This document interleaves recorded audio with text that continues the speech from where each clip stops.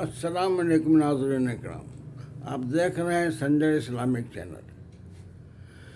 اس سلسلے میں ایک ضروری بات شیئر کرنا یہ چاہ رہا ہوں کہ اب ایک آرڈر آ گیا ہے کہ جمعہ کی نماز گھر میں پڑھیں، لا اور آرڈر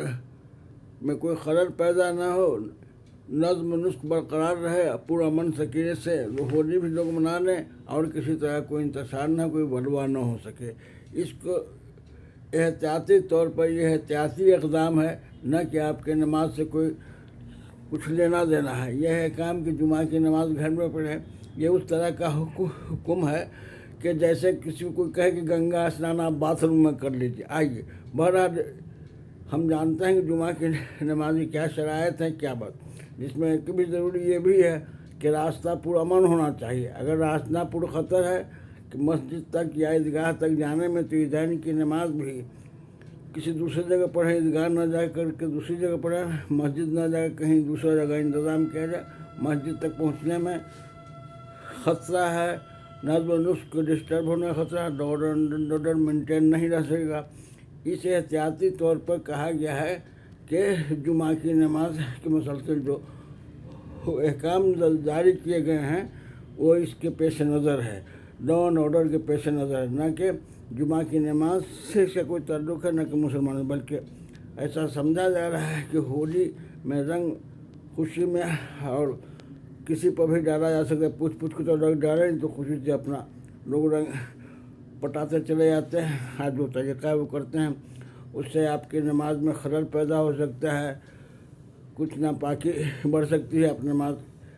کے لیے آپ کو غسل واجب ہو سکتا ہے یا وضو ٹوٹ سکتا ہے، مختصر قسم کی باتیں ہوں گی، جس کی وجہ سے آپ کو کہا جا رہا ہے کہ نماز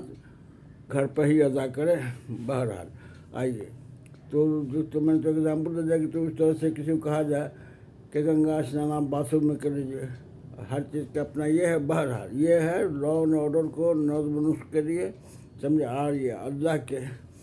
آیت کریم، قرآن شریف کی آیت کریم، اللہ کے احکام کی روشنی میں آپ کو بتا رہا ہوں، اطیعوا اللہ والرسول واولی الامر منکم، یعنی اللہ کی اطاعت کرو اور رسول کی اطاعت کرو۔ اور یہاں پر جس شہر، جس علاقے میں ہم رہ رہے ہیں، اس کے حاکم کی بھی اطاعت جو ہے ہم پر واجب العطا ہے، یعنی ہم اس کی بھی اطاعت کریں، کیونکہ خاص طور پر لا اینڈ آرڈر کو اور نظم و نسق کو، امن و شانتی کو بحال رکھنے کے پیش نظر یہ ایسے احکام نکالے گئے ہیں۔ ہمیں اس کا خیر مقدم کرنا چاہیے اور یہ سوچنا چاہیے کہ ہمارے وزیر اعلیٰ کو اس بات کا پورا خیال ہے کہ مسلمان کی نماز میں کوئی خلل پیدا نہ ہو، ان کے آنے جانے میں کسی طرح کا رکاوٹ نہ ہو۔ اسے انہوں نے کہا ہے کہ نماز کو گھر پر ہی ادا کریں۔ جیسا تصور بھی ہے کہ سال میں 52 دفعہ تقریباً جمعہ آتا ہے، سال میں ایک بار ہولی، ہم خوشی ہولی میں شریک ہوں، نماز پڑھنے کے بعد ہم اپنا فری ہو جائیں، ظہر ادا کریں، جمعہ تو نہیں ادا کر سکتے ہیں گھر میں، ظہر ادا کریں۔ ہاں کہیں ایسی گنجائش ہے کہ کچھ لوگ ہیں